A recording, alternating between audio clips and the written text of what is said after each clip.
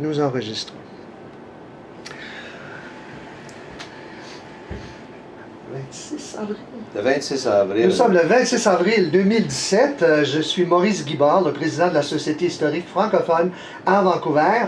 Et nous sommes dans le bureau de Maître Vincent Pigeon sur la rue West Hastings à Vancouver. Bonjour. Bonjour Maurice. Et merci bien d'être avec nous aujourd'hui. Ça fait grand plaisir. Vous êtes originaire d'où, M. Pigeon? Moi, je suis un petit gars d'Ottawa. Mes parents étaient également franco-ontariens. Les deux sont d'un petit village dans l'est d'Ontario qui s'appelle Alexandria. C'était sur la voie de chemin de fer principale entre Montréal et Ottawa. Je me rappelle quand j'étais petit garçon, je montais sur le train à Ottawa, je descendais à Alexandria et vice-versa. Alors, mes parents se connaissaient de vue à Alexandria, mais ils se sont rencontrés à Ottawa.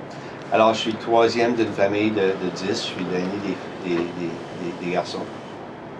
Alors, voilà, j'ai fait mes études primaires à l'école de Masnod sur la rue Maine à Ottawa. Pour les gens qui sont de la région connaissent ça. L'édifice est toujours là, mais c'est plus une école. Ensuite, j'ai fait 50 pensionnats au collège Saint-Alexandre dans la Gatineau. C'était peut-être 10-15 km de la maison, mais c'était un autre monde parce que là, c'était au Québec. C'était différent de vivre en Ontario. Hein, parce que franco-ontarien en Ontario, c'est une chose, mais au Québec, c'est francophone. Alors, 50 pensionnats, j'ai joué beaucoup au hockey. Vous avez fait un bac en histoire? J'ai fait un bac, oui, avec une, comment on appelle ça? Spécialisation? Spécialisation en histoire. Moi, l'histoire, ça me fascine. Aujourd'hui encore, presque tout ce que je lis, c'est l'histoire. Et ça, c'était à l'Université d'Ottawa? Ça, c'était à l'Université d'Ottawa. Alors, j'ai fait la Lumaine, l'école de Masnod, ensuite le Collège Saint-Alexandre. Ensuite, les pères du Saint-Esprit, qu'on appelait les pères sans esprit. Et puis, il y avait un collège eudiste à côté. Eux, on les appelait les nudistes. et puis ensuite, à l'Université d'Ottawa, pour 3 ans, de 68 à 71, j'ai fait un bac en histoire. Et j'ai choisi de prendre tous les cours en français, parce qu'on sait que l'Université d'Ottawa est bilingue. Hein? Alors, tout ce que je pouvais prendre en français, je le prenais en français. Et ensuite, comme toute jeune personne, j'ai voulu m'aventurer un petit peu. Alors, j'ai fait demande pour étudier le droit. Alors, j'ai fait demande à Toronto, Queens, Ottawa et McGill. Et dès que McGill m'a accepté, il n'y avait aucun doute. C'est là que je voulais aller. Et puis, j'ai passé 4 belles années à Montréal à étudier le droit. C'est-à-dire, 1 an et demi. Là, j'ai quitté. J'ai conduit un taxi à Ottawa pendant 2 mois à l'hiver de 73. Je me suis acheté une passe de Euro Pass, une carte d'auberge de jeunesse, puis j'ai passé 1 mois et demi à me promener en Europe. Je suis revenu, travailler pour l'été, et j'ai pris 2 années pour finir mon droit. Puis j'ai gradué de McGill en droit en 75. Mais vous n'êtes pas resté dans ces contrées-là? Ben non, l'idée originale, comme de raison, était de retourner à Ottawa et de travailler là, mais à l'été de... Mon année de 73, c'était mon année d'aventure. Et puis j'avais un ami qui s'en venait, qui était à Ottawa, qui s'en venait travailler à Vancouver. Et il devait faire le voyage avec un de ses cousins, qui était également un de mes amis. Et le cousin a décommandé quelques semaines avant le voyage. C'était la fin août. Alors j'ai dit, bon, ben, c'est la fin août, je vais prendre quelques semaines de vacances avant de retourner à Montréal. Donc, je fais le voyage avec toi. Alors, c'était la première fois que je venais à Vancouver, 2 jeunes, 22, 23 ans, en Corvette rouge, imaginez, à traverser le Canada. On s'est amusé et c'est là que je suis venu la première fois à Vancouver. Puis comme tous les gens qui viennent ici, ben, c'est bien beau, hein, peut-être. Alors, ce que j'ai fait, c'est qu'à l'été de 74, je suis revenu et puis j'ai trouvé une place, une étude pour pouvoir faire ma caricature, mon stage. Et j'en ai trouvé une à Richmond. Et entre-temps, j'avais renoué connaissance avec la femme qui devait devenir ma première épouse. Alors, on avait décidé de se marier au mois de septembre. Là, on était rendu en 74. Et elle était étudiante à Montréal. Elle était également à Ottawa. En fait, on s'était rencontrés à l'Université d'Ottawa. Elle était étudiante à Montréal, à l'Université de Montréal en urbanisme. Et son nom? Pauline Rowe, R-O-W-E. Elle est toujours ici. En fait, elle est enseignante en immersion à Coquitlam. Ouais. Et là, elle a accepté qu'on vienne à Vancouver pour 3 ou 4 ans. Et ça, c'était assez important, les 3 ou 4 ans, parce que moi, je voulais éviter d'avoir à refaire un stage en Ontario si je retournais. Ouais. Alors, après 3 ou 4 ans, notre premier enfant est né, Alain Pigeon. Je pense qu'Alain est assez bien connu dans la communauté, des scouts à Coquitlam, il travaille au conseil scolaire. Alors, Alain est né, puis là, on a acheté une maison, on a décidé de rester, une maison à Burnaby. Et puis, notre fille, Erika, est née en 82. Erika? Erika, d'accord. ouais. Erika est technicienne en radiographie aujourd'hui. Alors, voilà, 2 enfants. Aujourd'hui, j'ai 2 petits-enfants, les enfants d'Alain. Nora, qui va avoir 5 ans dans un mois, qui va commencer l'école déjà au mois de septembre. Et puis le petit Étienne qui va avoir 2 ans au mois de mai. Et leur mère, c'est Magali Levesque, qui enseigne à l'école à Coquitlam. Les pionniers, c'est ça, à Coquitlam. Alors, elle est de Québec. Donc, chez eux, on parle français, on travaille en français, on vit en français. Alors, 2 petits-enfants qui parlent très bien le français. Et vous vous êtes remarié? Oui, je me suis remarié j'ai commencé à vivre avec ma compagne en 91. On s'est remarié en 95. C'est une Coréenne. Son nom coréen, c'est Lim Won-hee. OK? Après 10 ans de mariage, en 95, elle a décidé de me garder. Elle a changé son nom à Pigeon. Alors voilà.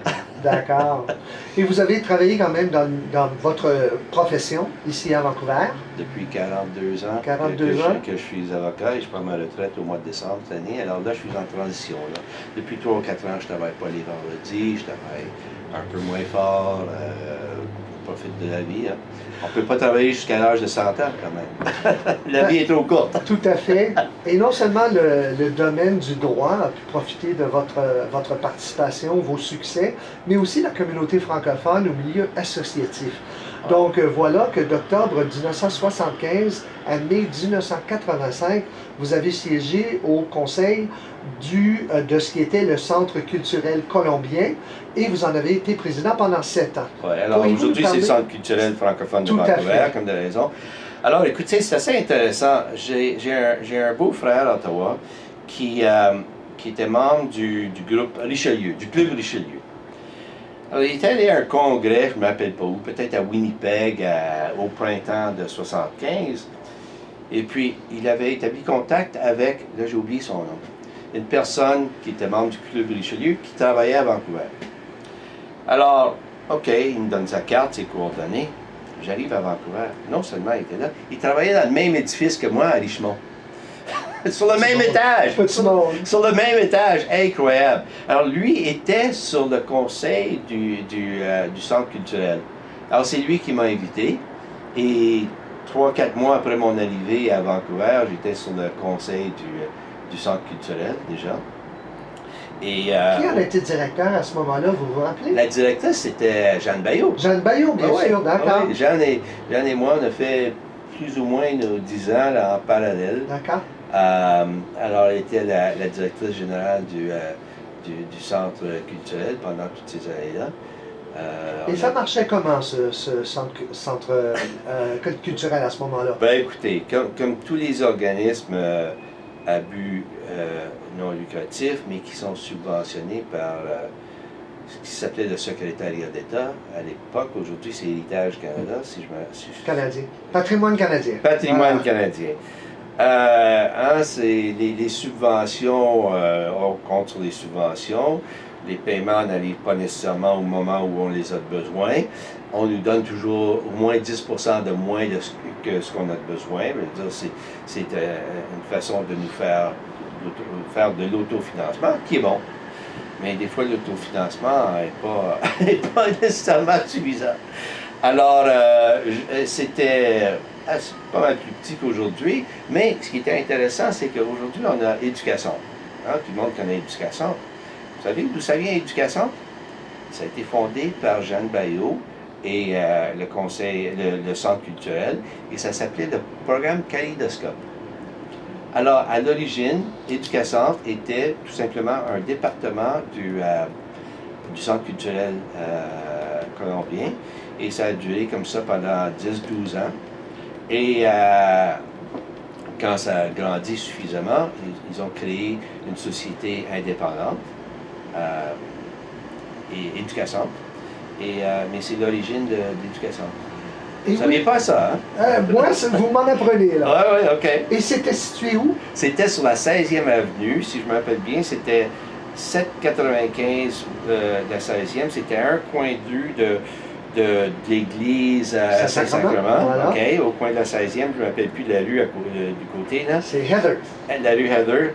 Non, Heather, c'est la rue où il y a l'église Saint-Sacrement. L'église, oui. Oui, l'autre rue, là, à l'ouest. Oui, d'accord. Un coin à l'ouest, d'accord.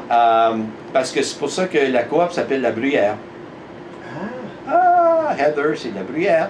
Ah ben tiens. Ah ben tiens. Il y en a pas d'autres. Hein? C'est pour ça qu'on a des conversations comme celle-ci. Ben oui, OK. Alors, c'est pour ça que la coopérative au coin de la 16e et Heather s'appelle la Bruyère.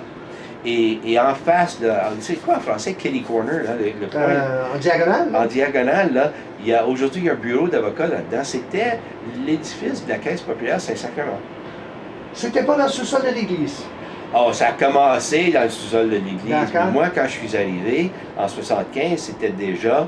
ils avaient déjà acheté leur propre édifice. Ils avaient construit un édifice, juste là sur le coin. Oui, Alors, ça a oui. été, pendant le temps de l'existence de la Caisse populaire, l'édifice de la Caisse populaire Saint-Sacrement. J'aimerais y revenir tantôt, mais Parce que j'ai finissons. été sur le conseil de la Caisse également. Et voilà. Et puis ça, c'est un peu à cause, c'est un peu grandement à cause du fait qu'un jeune avocat francophone à Vancouver, là, On saute sur vous. Ah oui. C'est sûr. Revenons quand même au centre culturel. Oui, Donc, OK. quelles étaient quelle était la problématique, s'il en existait une, au sein d'une communauté quand même assez jeune, n'est-ce pas? Je ne sais pas de ce point de vue-là s'il y avait vraiment une problématique. Ça attirait beaucoup de gens. Il y avait un café croissant les dimanches matins. Ça attirait des foules. Et puis, comme de raison, c'était des bénévoles qui organisaient ça. Donc, il fallait compter sur les bénévoles. Et puis, de temps en temps, on avait une personne qui était plus bénévole que les autres. Alors, on pouvait compter sur cette personne-là pendant 6 mois, 8 mois, jusqu'à ce qu'elle se brûle. Et puis là, il fallait en trouver une autre. Alors, ça attirait beaucoup de gens. Des anglophones aussi, ils venaient pour boire du café au lait et manger des croissants le dimanche matin. C'était très, très populaire. Ça attirait beaucoup de gens. Est-ce que c'était le même café où il y avait des chansonniers qui se manifestaient, chansonniers, chansonnières? C'était le même, ça, là, ou non? Ça, de temps en temps, mais je pense que c'était plutôt des projets d'été qu'il y avait eu. Ah. Il y avait des édifices temporaires sur la 12e avenue, où il y a maintenant un centre d'achat, là, juste tout près de City Square, je pense que ça s'appelle. D'accord. Et je me rappelle, pendant une année ou deux, je pense que c'est la fédération qui avait organisé ça, des cafés en soirée, où là, il y avait des chansonniers. Comme de raison, le centre en a eu, mais c'était comme des programmes spéciaux, hein? Tout à fait. Des événements spéciaux. D'accord. On invitait un chansonnier, un chanteur. Voilà. Donc, les succès pendant votre période, les succès qu'aurait vécu le centre culturel? Mais là ça commence à être loin. Là. Mais le centre culturel organisait beaucoup d'événements, comme je viens de décrire, organisait des expositions de peinture, de tableaux. Si vous regardez dans mon bureau, là, par exemple, ça vient de l'exposition au centre culturel. Les deux derrière vous, là, ça vient de l'exposition au centre culturel. Ils sont merveilleux. En fait, celle de gauche, là, il y avait un tableau semblable et c'est Pierre Junot qui a acheté l'autre. Pas vrai, wow. Ouais. Il était passé à Vancouver. C'est devenu très populaire avec les jeunes parce qu'on amenait des écoles, des classes d'école au centre. Il y avait des cours de français, il y avait toutes sortes d'activités pour promouvoir le français. Alors, c'est devenu très populaire malgré les problèmes financiers qu'on avait sans arrêt, continuellement. Je ne sais pas aujourd'hui s'ils ont les mêmes problèmes. Il y a longtemps que je suis détaché du centre, mais ça a été des problèmes presque continuels tout le temps, là, de survivre financièrement. Étiez-vous du groupe qui a faciliter le déménagement dans le nouveau, Non. la nouvelle maison? Ça, c'était après mon temps. C'était Ça, après, c'est venu d'accord. dans les années 90 à peu près. D'accord, donc quelques années après votre Ouais, départ. ouais. D'accord. Mais c'est pas là que ça finit votre bénévolat au niveau associatif. C'était donc d'avril 76 à janvier 79. Donc c'est durant cette même période, justement, vous étiez d'abord membre du conseil de la Caisse populaire Saint-Sacrement et vous étiez son président durant la dernière année. C'est ça. Donc comment ça a commencé tout ça? Ben, moi, j'ai été. D'abord, quand je suis arrivé à Vancouver, parce que ma famille à Ottawa avait été impliquée dans les caisses populaires, je sais pas, moi, j'ai ouvert le bottin téléphonique et je découvre une caisse populaire à Vancouver, pas loin où j'habitais. J'habitais sur la 10e avenue, proche de Oak. Oui? Et à distance de marche, il y avait une caisse populaire francophone. Bon, c'est bien fou que j'aille ouvrir un compte là. Alors, je vais ouvrir. Le premier compte que j'ai ouvert à Vancouver, c'était la Caisse populaire Saint-Sacrement. Et là, Où était-elle située à ce moment-là? ben, je viens de vous dire, au coin de la Bruyère et 16e avenue. Elle était déjà Ah ouais. à l'extérieur de l'église. Oui, OK. elle était déjà là. Alors, j'ouvre un compte, puis là, je commence à passer. Il n'y avait pas de guichet automatique à l'époque. Hein? Il fallait aller à sa caisse ou à sa banque pour avoir de l'argent, faire des dépôts, etc. Alors, bon, je me présentais 1 ou 2 fois par semaine, dépendant. Alors là, on commence à me connaître. Et puis, c'est quoi, à 76 que je suis devenu 76 à 79. Oui, alors, je pense au printemps 76, je reçois un appel téléphonique du gérant à l'époque, Harry Beauregard. Je pense qu'il était de Saskatchewan, peut-être. Ouais. Et puis, il m'invite à passer le voir au bureau de la caisse la prochaine fois que je passe là. Alors, c'est là qu'il me demande si je voulais devenir membre du conseil. Je dis, ben, moi, j'ai trouvé ça un petit peu un honneur qu'on me demande. J'avais 25-26 ans. Je dis, ben, je suis pas mal jeune pour être membre d'un conseil de dire, ah, ça fait bien, on apprend. Il y a d'autres gens qui sont ici depuis plus longtemps. Vous allez apprendre. Bon, ben, j'accepte. Et puis, la caisse, ça roulait. Il y avait des gens, Denis Tremblay, je ne sais pas si vous connaissez, toujours ici, il était sur le conseil. Ghislain Lévesque, lui est retourné au Québec il y a très longtemps, il y a au moins 25 ans, peut-être 30 ans. Il est retourné au Québec. J'essaie de me rappeler d'autres gens qui étaient sur le conseil à l'époque, mais là, j'ai oublié. Alors, c'est des gens que j'ai connus, avec qui je suis devenu ami, en fait. Okay? Et il y avait donc ces gens-là qui étaient sur le conseil. Malheureusement, après 1 an et demi, 2 ans, là, on s'est aperçu que la caisse, ça ne fonctionnait pas tellement bien. C'était très petit, hein? Ça avait un actif à l'époque de 2-3 millions de dollars. Même à l'époque, c'était pas immense. Hein? Alors, Qui en étaient les clients? il y avait des gens qui habitaient dans le quartier, des anglophones qui habitaient dans le quartier, beaucoup de francophones qui venaient d'un petit peu partout, pas trop loin quand même, mais mais il y avait des gens qui habitaient dans le quartier pour qui c'était très bien d'avoir une institution financière juste à côté. Hein. Parce que je me rappelle, il n'y avait pas de gros clients avec des gros sous. Là. Okay. Alors là, tout à coup, ça n'a plus à la caisse, là, ça semblait tourner en déficit. Alors, malheureusement, comme vous avez raison, c'est un petit peu comme une équipe de hockey. Hein. Qui est-ce qu'on regarde? On regarde le gérant général, on regarde le coach, l'entraîneur. Et c'est ce qui est arrivé. On a dû remplacer le gérant. Et là, malheureusement, on a eu une série de gérants. Il y en a, je pense, qui avaient le potentiel, mais ça allait de mal en pire. Et puis là, j'ai fini mes 3 ans en 79. Il y avait quand même des gens intéressants, des gens motivés sur le conseil, mais c'était, je pense que c'était trop à surmonter à cette époque-là. Alors finalement, la caisse a été achetée par, si je me rappelle bien, c'était Van Tax Credit Union, si je me rappelle bien, OK? Qui était l'association des chauffeurs de taxi, la caisse populaire des chauffeurs de taxi, si je me rappelle bien. qui a été éventuellement acheté par Van City. Et eux, comme raison, tout ce qu'ils ont fait, c'est qu'ils ont pris la clientèle, ils ont vendu l'édifice, et ça a été englobé dans Van City au cours des années 80. Ça a été et c'est un petit peu, sans connaître les détails, c'est un petit peu ce qui est arrivé à Meyerville, la caisse de Meyerville aussi. Tout à fait. Plus tard, la caisse de Meyerville était pas mal plus grosse au point de vue actif, les reins un peu plus forts, mais apparemment pas suffisamment pour survivre.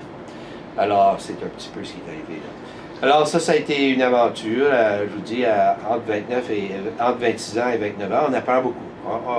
On gagne beaucoup d'expérience de vie des affaires, de vie personnelle, quand on se retrouve dans une situation comme ça. La Caisse populaire a vu ses débuts dans le sous-sol de l'Église Saint-Sacrement. Était-elle active dans l'organisation et le fonctionnement de la Caisse? La paroisse? Ah, ça, je ne sais pas. Oh, même à l'époque où j'étais là, la paroisse avait ses comptes à la Caisse. Et je m'appelle, on faisait les réunions annuelles au sous-sol de l'église. Alors, il y avait une certaine participation, mais autrement, je ne me rappelle pas, moi, qu'il y ait le curé Godard, le père Godard, si je m'appelle bien. Robert Godard. Je ne m'appelle pas qu'il soit sur le conseil de la Caisse quand j'y étais. Non, je ne m'appelle pas. Mais, comme de raison, ils avaient leur compte à la Caisse et ils étaient là, juste à côté, mais activement, je ne m'appelle pas. D'accord, d'accord. Si on passe au prochain épisode de votre participation dans la communauté francophone, donc là, on bouge quelques années à juin 1986 jusqu'à février 1995 et encore de mai 1999 à 2006. Donc là, vous avez été membre de la Chambre de commerce franco-colombienne. Presque tous les organismes s'appelaient franco-colombiens à ce moment-là, ce qui a été changé. Ouais. Vous étiez membre du conseil et ensuite président plus tard. Donc là... En fait, j'ai été un des fondateurs de la Chambre. Mon nom apparaît sur le document d'incorporation de la Caisse. J'essaie de me rappeler, je m'appelle Moïse Tousignan, qui est parti il y a très longtemps, il a fait 2-3 ans ici. André Gagnon, qui était pour une grosse compagnie de finances. J'essaie de me rappeler d'autres noms là, qui étaient là. Christine Palacio, Christine Bernard, là, la femme de Jacques Bernard, Christine Palacio. En fait, quand je suis devenu membre du conseil, parce que la Chambre a été fondée en 83. Je n'étais pas sur le conseil dès le début. Je pense que Patrice Abreu était peut-être un des membres originaux. Jean-Pierre Fortin, était comptable. Mais avant ça, il y avait une autre. C'est pas noté dans mes notes, là, mais j'ai été membre du conseil de direction de la Fédération des Franco-Colombiens pendant peut-être un an. Ça n'a pas duré longtemps. Donc c'était toujours la Fédération des Franco-Colombiens à ce moment-là. C'est ce que ça s'appelait à l'époque. Et le directeur général était Jean Rioux. Le président était Charles Bouton, qui était professeur en linguistique à SFU. Il y avait Louise Merler, la femme du docteur Merler. Je pense que Louise est toujours là. Il y a longtemps que je l'ai vue. Jean-Gabriel Latendresse, c'est un nom que je m'appelle. Et comme je disais, Jean Liu était le directeur général et moi, ma participation a duré à peu près un an parce qu'on s'est montré à une réunion du conseil un matin, je crois que c'était vers novembre, décembre 82, 83, je ne me rappelle pas exactement de l'année, pour gérer les affaires de la fédération et des programmes, des affaires. Et là, tout à coup, il y avait un groupe d'employés qui était là, puis ils nous ont demandé s'ils pouvaient nous adresser quelques minutes avant le début de notre réunion. Alors, OK, allez-y. Alors, c'était une plainte contre le directeur général. Eux, ils ne voulaient plus travailler pour lui. Je ne sais pas exactement. Ben, ils ont décrit les problèmes qu'eux percevaient à l'époque. Alors, tout à coup, l'agenda de notre réunion est passé par le bord. Et puis, là, a passé je je pense, toute la journée à discuter de ce problème qu'on n'avait pas prévu. Et puis moi, ben, j'ai fait la proposition classique dans un cas comme ça, qu'on nomme un comité de 3 personnes pour étudier la question et revenir au conseil dans quelques semaines pour voir exactement de quoi il s'agissait, puis quel était le problème, puis qu'est-ce qu'on en ferait, etc. Mais non, ça a été, la proposition a été défaite. Et puis je me rappelle clairement qu'il y avait un vote, il y avait 6 qui votaient pour, puis il y en avait 9 qui votaient contre. Puis là, je commence à me demander pourquoi est-ce qu'on voterait contre une telle proposition. Je veux dire, c'est la proposition classique qu'on ferait dans ça. Alors là, la réunion a été remise au samedi suivant. Je pense que le DG, on lui a demandé de prendre une semaine de congé, une semaine payée, comme de raison, pendant la semaine. On se rencontre la semaine suivante pour tenter de régler la question. Là, on avait fait venir de Winnipeg. Je ne me rappelle pas de son nom. Son prénom c'était Maurice, mais j'oublie son nom de famille, qui était très très reconnu dans la communauté francophone, certainement au Manitoba et partout au Canada. Il y avait à l'époque l'association pan-canadienne dans des associations provinciales. Est-ce que ça existe encore? Alors, il était fortement impliqué dans cette association. Et alors, lui, il est venu comme modérateur. Okay. Alors là, les débats qui commencent à ce sujet-là. Et puis finalement, je pense qu'on vient à encore un vote. Il y a eu une autre proposition, là, je ne me rappelle plus de la proposition. C'était semblable à la proposition de la semaine suivante ou quoi que ce soit. Et puis là, on voyait très bien dans les délibérés qu'il y avait vraiment ces 2 groupes. Hein? Les 6, dont il y avait le président, la vice-présidente, peut-être Louise Merler, il y avait moi et il y avait 3 autres. L'école NSC était peut-être de ce groupe-là. Et ensuite, il y avait les 9 autres. Et puis on voyait que tout était toujours divisé entre les...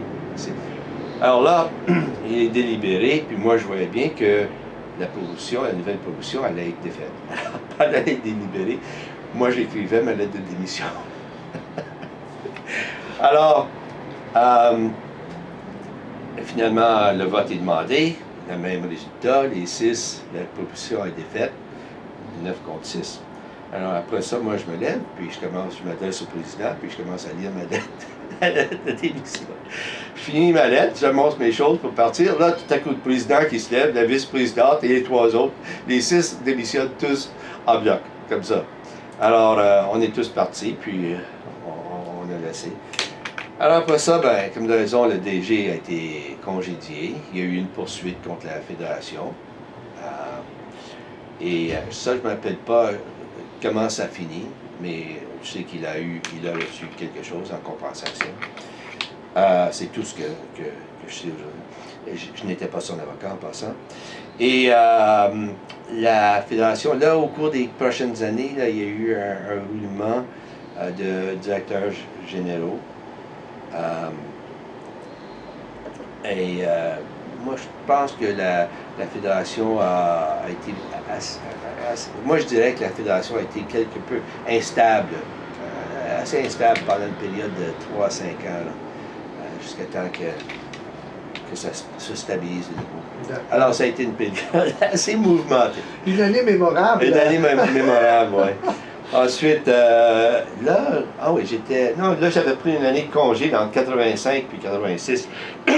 Et puis Christine Palacio qui m'appelle un jour puis qui m'invite à devenir membre du conseil de la Chambre. Je pense que je suis le seul à avoir été membre de la Chambre de commerce depuis le début. Et puis, je suis le seul à avoir annoncé dans l'annuaire des francophones depuis le début. Alors là, c'est fini, là, parce que je prends ma retraite Mais peut-être j'annoncerai pas autre chose. Ça, on Ça en sera un parlera. moment historique. On ça. en parlera entre vous et moi un peu plus tard. Et voilà. Ouais, OK. Alors, oui, j'ai été membre du conseil de la Chambre par 2 occasions. J'ai été président, je pense, aussi, à un Oui, certain moment. oui, Alors, avril 2002. La Chambre a été un organisme qui a eu des très beaux hauts et des bas assez pénibles. Et comme nous disons, la Chambre, c'est autofinancé. Hein. C'est pas un organisme, ça, qui va recevoir des subventions, peut-être pour des projets spéciaux, hein? Mais pas des subventions régulières comme reçoit le Centre culturel et les autres organismes de ce genre-là. Je veux dire, si les gens d'affaires ne peuvent pas financer une chambre de commerce, il y a des problèmes. Tout à fait. Hein? Alors, et ce qui est intéressant, moi ce que je trouve intéressant dans l'histoire de la Chambre de commerce jusqu'à aujourd'hui, les 30 ans, c'est qu'habituellement, quand c'était une femme qui était présidente, que ça roulait bien. C'est peut-être une coïncidence, mais si c'était une coïncidence, c'était une coïncidence heureuse. Mais à l'époque de Christine Palacio, 86 à 89, 90, ensuite Nicole Beaulieu dans les années 95, et ensuite les 3-4 dernières années, là, j'ai oublié son nom, là, elle était si dynamique, là, elle retourne en France. Ça va revenir dans quelques instants, c'est peut-être inscrit ici. Ben non, ça c'est un prix de reconnaissance que j'ai reçu au Gala de la Palme Bleue il y a 2 ans pour mes 30 ans. Séverine, voilà, c'est Séverine Arnaud. Séverine Arnaud. Ah oui, juste là, voilà, c'est elle qui a signé. Alors c'est un prix de reconnaissance que j'ai eu il y a 3 ans. Bien mérité. Pour mes 30 ans de participation à la Chambre. Alors oui, c'est vrai. Alors c'est une constatation que je fais. OK? Que ça soit une coïncidence ou non. Mais à l'époque de Christine Palacio, moi, on m'avait demandé d'organiser les invités pour les événements, OK? Les lunchs ou quoi que ce soit. Et puis, je me rappelle, j'ai eu des coups assez intéressants. Il y avait eu Claude Forget, un ancien ministre du gouvernement au Québec, qui était venu à Vancouver parce qu'il était sur le conseil de direction d'une compagnie une mine d'amiante. Pas d'amiante, une mine dans le nord peut-être, dans le nord de la province. Alors, il était de passage à Vancouver. Il avait été, il avait accepté de nous parler. On a eu Van Robinson comme conférencier invité. On a eu pas Lucien Bouchard, il y avait pas un autre. Benoît Bouchard, je pense. Il était ministre au gouvernement de Mulroney. OK? On a eu des gens très intéressants. On a eu d'autres conférenciers plus locaux qui nous parlaient de situations plus proches, plus directes. Mais ça avait été une belle époque, ça. Ensuite, après ça, il y a eu une période plutôt sombre où on avait des problèmes de faire fonctionner la Chambre. Et puis ensuite, avec Nicole Beaulieu, pendant 4-5 ans, dans les années 90, 95 à peu près, il y a eu une belle renaissance de la Chambre. Et puis, ouais, alors, c'est un organisme, comme je dis, moi je suis membre depuis le début. J'ai connu beaucoup de francophones par la Chambre. Il y avait, pendant de 83 à début des années 90, ce petit déjeuner, tous les vendredis matin, ça a déménagé de place, ça a changé de place, mais c'était toujours au centre-ville. Et puis, il y a eu des époques où ça a été extrêmement populaire. Il y avait 10-15 personnes qui venaient tous les vendredis matin. Une occasion excellente pour faire du networking. Moi j'avais pris une résolution. Chaque fois que j'allais à un événement de la communauté, mais en particulier de la Chambre, mon but était de donner 2 cartes d'affaires à des gens que je n'avais pas connus, que je ne connaissais pas avant, et de récupérer 2 cartes d'affaires. OK? Alors, ça a été une façon excellente de vraiment élargir mon réseau de connaissances professionnelles dans le monde du commerce, etc., dans la communauté francophone à Vancouver. Parfait. Et ça a très bien marché. J'ai eu au cours des années de nombreux clients francophones et beaucoup de sources. Et aujourd'hui, j'ai beaucoup d'amis francophones que j'ai connus à la Chambre de commerce, okay? Au Centre culturel, à la Chambre de commerce, ici, là. Merveilleux. Alors, ça a été, pour moi, au cours des années, ça a été des organismes très intéressants, très, très bénéfiques. Tout à fait, Ouais. tout à fait. Et je pense que l'attitude qu'il faut avoir, là, c'est pas de joindre la Chambre juste pour élargir, c'est un des buts. Mais je pense qu'il faut y aller peut-être avec un but un peu plus large. Dire, bon, ben, je vais aller rencontrer des gens, je vais tenter de participer à la communauté. Et ça va venir. Je veux dire, j'ai eu des contacts très intéressants avec des consuls de France. Je ne sais pas s'il y en a qui s'appellent Michel de Jaguer, 98 à 2002. Michel et moi, on est devenus d'excellents amis à cause de nos contacts dans la communauté francophone. En fait, c'est Philippe Bourbeau qui nous a... Non, Pascal, peut-être Philippe aussi, qui nous a présentés. Et Michel et sa femme étaient des randonneurs, comme ma femme et moi, alors toutes les fins de semaine. Et puis Michel aimait les fêtes. Alors, à la résidence du consulat, je dirais une fois par mois, il y avait une belle fête. Ah oui, bien sûr. Mais nous, on a, grâce à la participation de gens comme vous, on a pu fêter des moments importants dans notre histoire comme francophone en Colombie-Britannique. Et donc, à compter de juin 89 à mai 91, vous avez été membre du BC Minority Language Education Implementation Task Force. Ouais. Et donc, qui a mené donc éventuellement la création du Conseil scolaire francophone. C'est ça. Donc, s'il vous plaît, entrez dans ces détails. OK. Ça, c'était également une période très, très intéressante. Vous savez que l'article 23 de la Constitution qui garantit aux parents francophones dans les provinces hors du Québec d'avoir l'éducation de leurs enfants en français et pour les parents francophones ou anglophones au Québec d'avoir l'équivalent pour leurs enfants. OK? Alors, à cause de ça, il y a eu quelques poursuites. Et ça a commencé par le Manitoba qui a obtenu une décision en 1988-89 qui essentiellement, de la Cour suprême du Canada, qui essentiellement disait que non seulement ça donne à ces parents-là le droit d'avoir l'éducation pour leurs enfants, mais ça leur donne le droit de gérer leurs écoles. Ça veut dire des conseils scolaires. Alors, c'est quelle année ça a commencé? C'est 89. 89. Alors, en Colombie-Britannique, l'association des parents avait intenté une poursuite contre le gouvernement provincial aussi pour avoir la même chose. Et quand le gouvernement provincial, qui était les créditistes à l'époque, a vu que ce qui était venu de la Cour suprême du Canada, ils ont dit, ben, écoutez, plutôt que de dépenser de l'argent sur un procès, on va utiliser des fonds semblables pour avoir ce groupe de travail qui pourrait étudier la question et nous revenir avec des recommandations. Alors, j'essaie de me rappeler combien il y avait de gens de la communauté. J'ai encore une copie du rapport chez moi, je pense. En avez-vous un? Non. Non? Je vois la question qui vient. Oui. Oui, ça me ferait plaisir de vous le prêter. Merci. OK. Alors, je ne sais pas si on était 5 ou 7. Il y avait Martine Galibois-Basse, Nicole Hennessy. Il y avait Marie Bourgeois, je pense qu'elle était là-dessus. Il y avait Rivet, c'est quoi son prénom? Il avait été directeur d'école à Victoria. Et ensuite, il était... j'essaie de me rappeler son nom. Il était sur ce groupe-là. Isu? Non. Voilà. Non. On ne voulait pas vraiment... à part de Martine, qui était présidente de l'Association des parents. Voilà. On ne préférerait pas d'avoir des parents. D'accord. Ou des gens qui étaient impliqués dans l'éducation directement. Des parents. Il y avait Marc Ouellette, je pense, qui était sur ce groupe-là. Alors,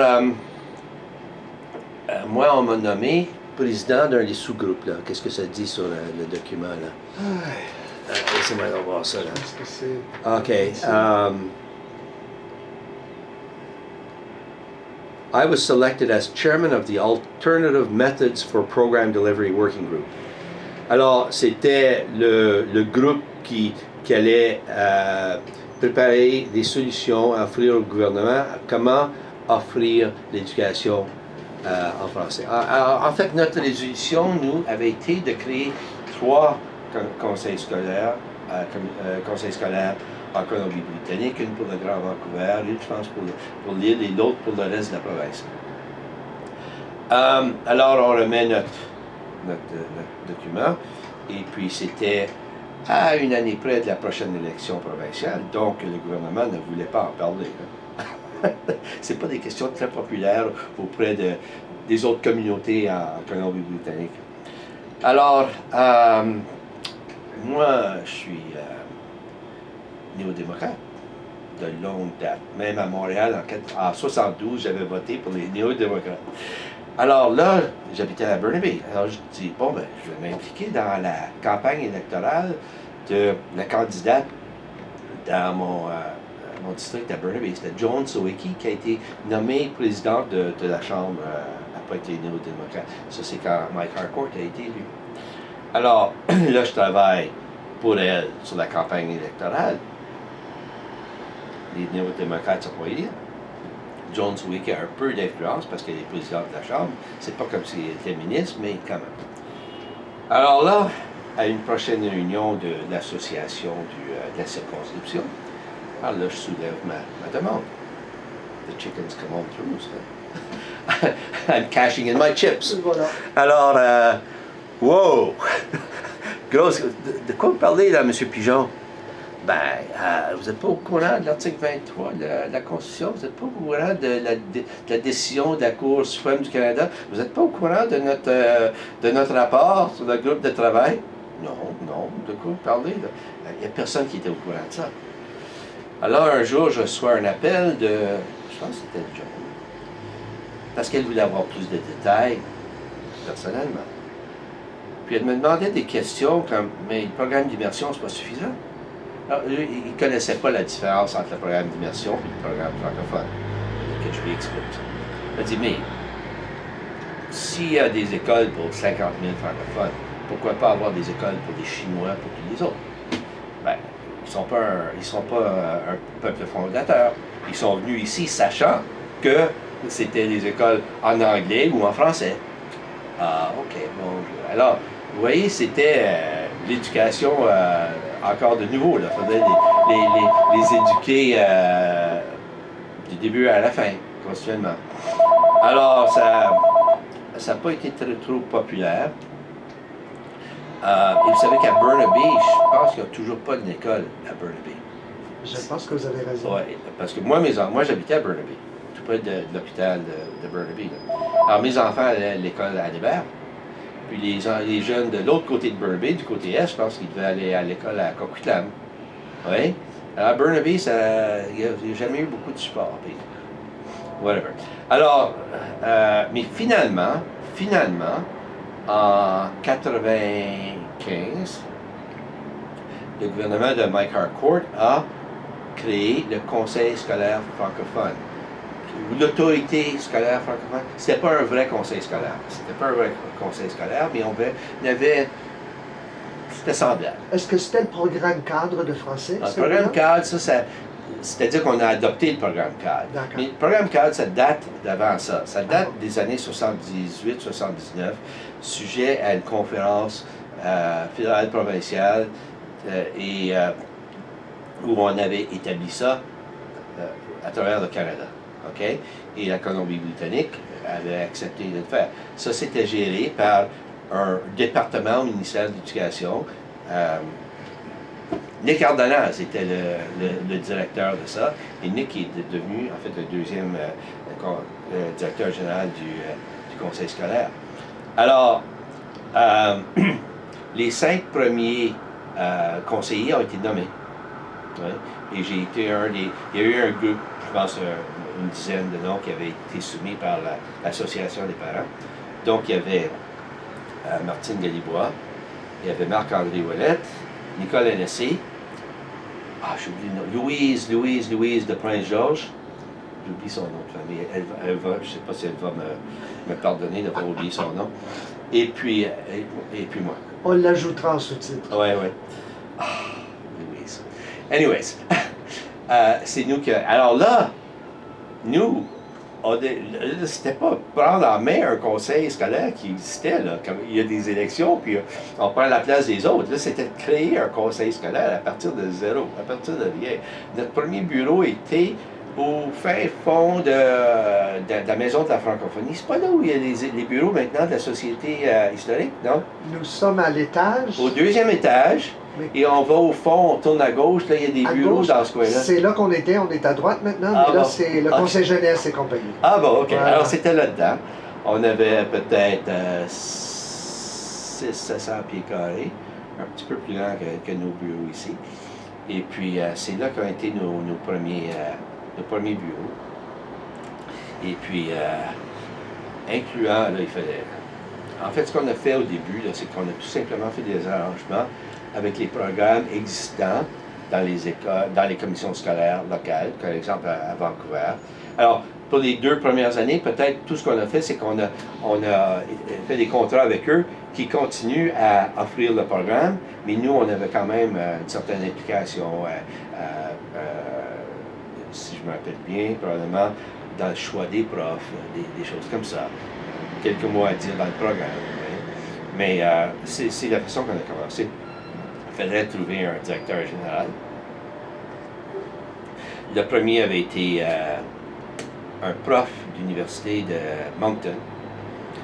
Et puis, c'était pas mon choix. Ça avait été une histoire intéressante. Vous rappelez-vous de son nom? Oui. D'accord! Et puis, moi, mon choix, c'était Nick Ardanas. D'accord. OK. En fait, j'avais 2 choix principaux, lui et un autre de l'Ontario. Et il semble que les 4 autres membres du conseil ont été séduits par ce prof de l'Université de Moncton. Et moi, je ne sais pas si c'est à cause de mon expérience comme avocat ou quoi que ce soit, mais je ne sais pas. It was too good to be true. Too good to be true. Et puis je me rappelle qu'il nous avait dit que, dans les interviews, que s'il était embauché, on pouvait compter sur lui pour 5 ans. Alors, on vient au débat pour choisir. Là, on était rendu à 3 ou 4 personnes. Okay? Un dimanche matin, un beau dimanche de juin en 96. Oui, parce qu'il devait commencer à travailler au mois de septembre 96. Un débat dans le bureau. Et puis, moi, ce choix-là, celui-là, là, c'était mon 4e choix. Pour tous les autres, c'était leur premier. Tous les autres avaient Nick comme 2e choix. Moi, mon premier, c'était Nick. Alors, OK, bon, ben, on ne peut pas s'entendre. Il faut avoir un vote. Alors, je demande le vote. Alors, les 4 votes pour lui. Et moi, je vote contre. OK. OK, voilà. C'est lui qui est embauché. Alors, 2 semaines plus tard, prochaine réunion. Alors, à la réunion suivante, il faut adopter le procès-verbal de la réunion précédente. Alors là, dans les minutes, il y avait le vote 4 contre 1. Puis moi, je dis, bon, moi, je demande que mon vote soit noté. Ben ça, tu peux pas faire ça. Tu peux pas faire ça. Tu vas travailler avec lui, il va savoir que tu as voté contre lui. Je dis, OK. Je vous fais un marché. Si vous acceptez de considérer Nick Ardanas comme directeur général adjoint, je vais accepter que mon vote ne soit pas noté. OK. Alors là, on met Nick en contact avec le directeur général. Puis, le directeur général nous rappelle, « Hey, fantastique, ce gars-là, il faut l'avoir, il faut l'embaucher. Moi, je trouve que les deux ensemble, ça marcherait très, très bien. » OK. Nick est embauché comme directeur général adjoint. Après, alors lui, il commence à travailler au mois de septembre. Les deux commencent à travailler au mois de septembre. Moi, au mois de février, j'avais une vacance au Mexique. Alors, c'est février 97. J'avais une vacance, j'étais en vacances au Mexique. Là, alors je ne peux pas aller à la réunion du conseil. Okay? Là, je reçois un appel téléphonique d'un autre membre du conseil pour me parler de la réunion, incluant le fait que le directeur général avait démissionné, effectif au mois de juin. I was right. J'avais raison.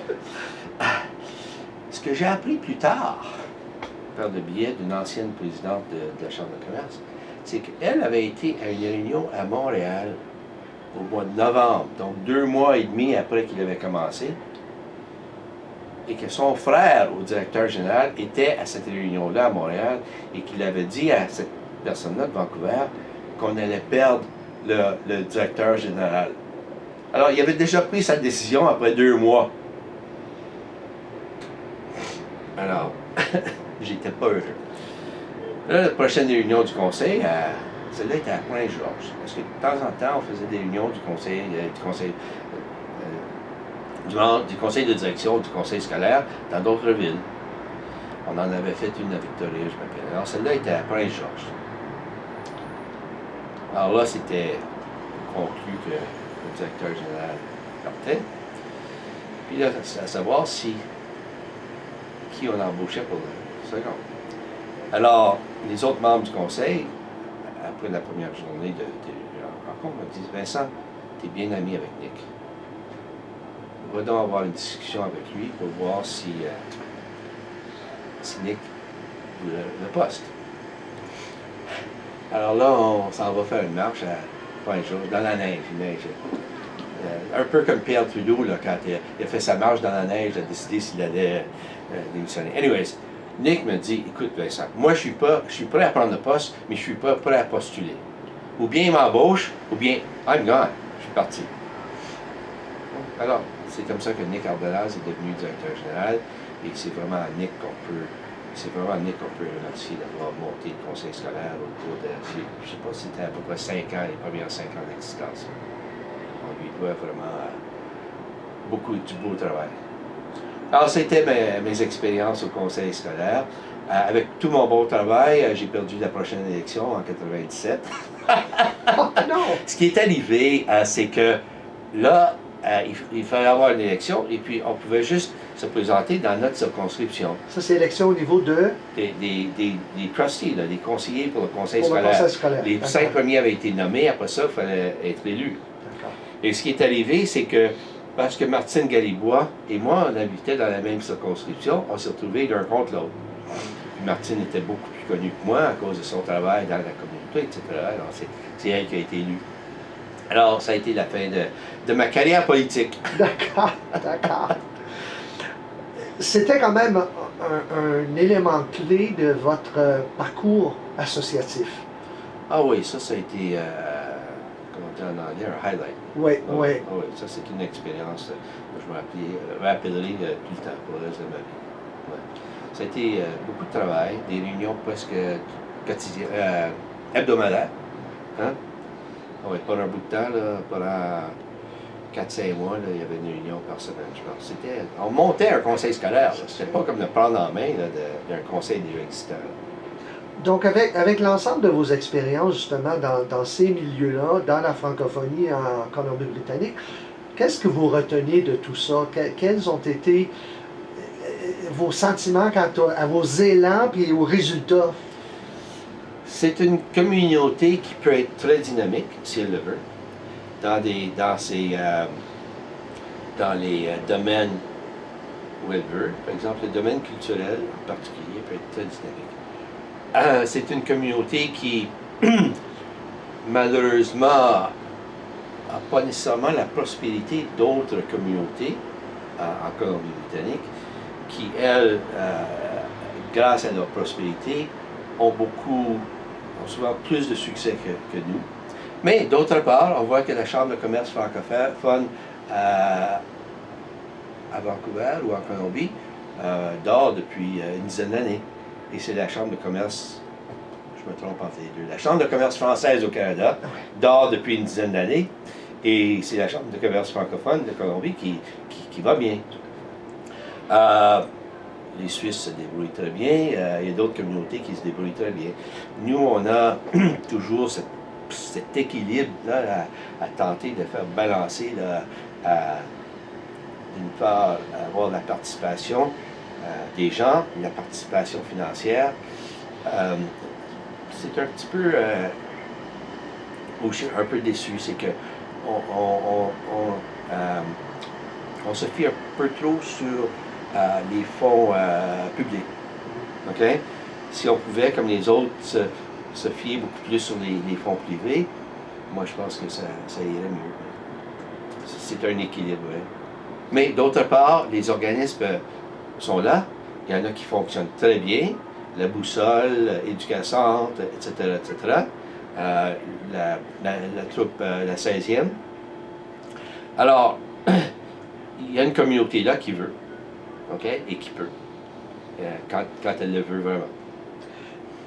La francophonie en Colombie-Britannique est en pleine modification, en plein enrichissement, si vous voulez, du fait qu'on voit entrer depuis une vingtaine d'années, disons, plusieurs groupes importants de francophones en provenance des Caraïbes, de l'Afrique, d'autres parties du monde, de l'Asie. Ouais. Avec cette diversité qui s'épanouit, qu'est-ce que vous voyez, vous, comme le futur de la francophonie et qu'est-ce que vous leur suggéreriez comme... Écoutez, vous avez absolument raison. Le problème est un peu qu'il manque d'homogénéité.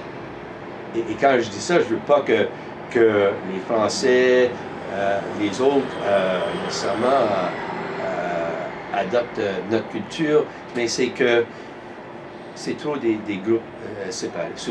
Trop souvent, c'est des groupes séparés qui ne se parlent à peine. Hein? Alors, quand je dis ça manque d'homogénéité, c'est ce que je veux dire. Okay? Et moi, il y a des gens, on est quoi, le mercredi? Lundi, j'ai rencontré un avocat ici, qui est membre de l'Association des juristes d'éducation française, qui est ici depuis 1990. C'était la première fois que je le rencontrais. OK, peut-être un peu de ma faute, parce que je ne suis pas membre de l'Association des juristes d'éducation française, OK? Ça a été une autre occasion de rencontrer d'autres gens. Mais, c'est drôle, tout à coup, je rencontre des gens, des francophones qui sont ici depuis 20, 25, 30 ans que je n'ai jamais rencontrés. Ouais. Alors, et souvent, je ne peux pas dire que les groupes travaillent un contre l'autre, mais moi je trouve que souvent les groupes ne se supportent pas suffisamment. Mais d'autre part, il y a quand même, vous voyez, Radio-Canada qui supporte vraiment la communauté.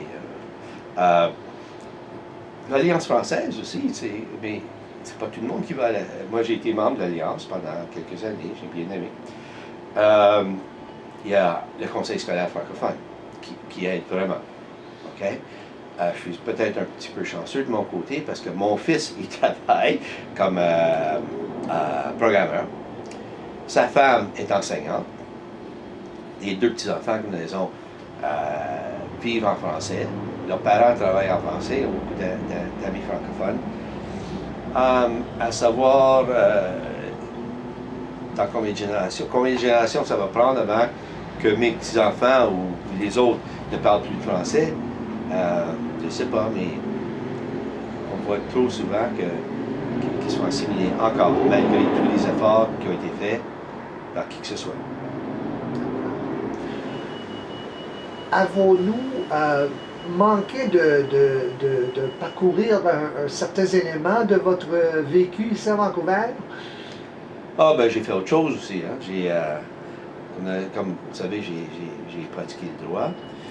Je pense pouvoir dire que je suis l'avocat francophone le plus connu en Colombie-Britannique, que c'est moi qui ai le plus grand nombre de clients francophones. Je pense pouvoir dire que je parle français de façon professionnelle, en moyenne, une fois par jour. Hein? J'ai été impliqué dans d'autres choses aussi qui ont rien à faire avec les francophones. Je suis membre depuis le début du Photo Club Vancouver. Okay? J'ai été membre au moins 2 fois de Strata Council, conseil de copropriété. Alors, moi, j'ai toujours été impliqué dans des groupes communautaires, ici et là. Donc là, vous allez sûrement réintégrer ou bien mieux intégrer votre milieu comme photographe là, durant votre... Ben, je devrais laisser tomber depuis 4 ou 5 ans. J'ai eu deux gros procès entre 2010 et 2013, un qui a duré 86 jours, l'autre qui a duré 70 jours. À cause de ça, j'ai perdu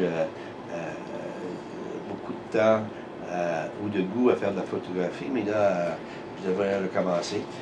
Mes plans pour le futur, c'est de devenir, ce que j'aimerais faire, c'est de devenir guide touristique francophone en Colombie-Britannique.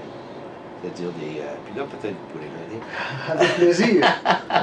Par exemple, des groupes du Québec qui viennent ici, des groupes français, des groupes belges, des groupes d'autres communautés francophones.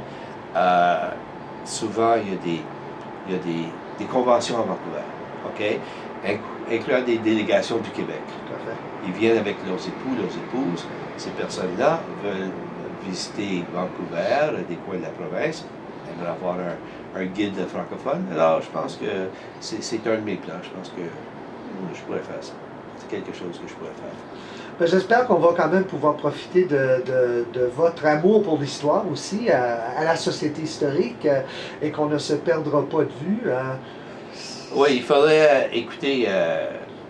Je sais que j'ai fait un ménage il y a peut-être 1 ou 2 ans, et j'ai peut-être jeté des choses que j'aurais pas dû jeter, mais je pense que j'ai encore des documents qui pourraient aider, incluant une copie du rapport du groupe de travail sur l'éducation francophone en Colombie-Britannique. Je vais fouiller, puis ce que j'ai, ça me fera plaisir de vous les prêter pour même peut-être les donner, comme ça, moi je les jetterai pas. Et voilà, vous avez... je les détruirai pas. Vous avez quand même un parcours des plus intéressants au sein de bon nombre d'organismes qui nous intéresseraient beaucoup. Et sur ça, vous êtes notre deuxième sujet pour des entrevues d'histoire orale, historique dans la francophonie britanno-colombienne. Je voudrais vous remercier de votre temps et du temps que vous avez donné à la communauté au fil des décennies. Merci beaucoup. Oui, le temps à la communauté, ça a toujours été un plaisir. Une façon de rester francophone après 42 ans, hein, parce qu'il y en a plusieurs qui, après même 15-20 ans, sont presque assimilés, puis ils tournent à l'anglais assez rapidement. C'est vrai, ça me fait plaisir, Maurice. Ça me fait plaisir de même, et bonne chance dans votre le prochain volet de votre vie. Prochaine aventure, oui. Merci. Merci.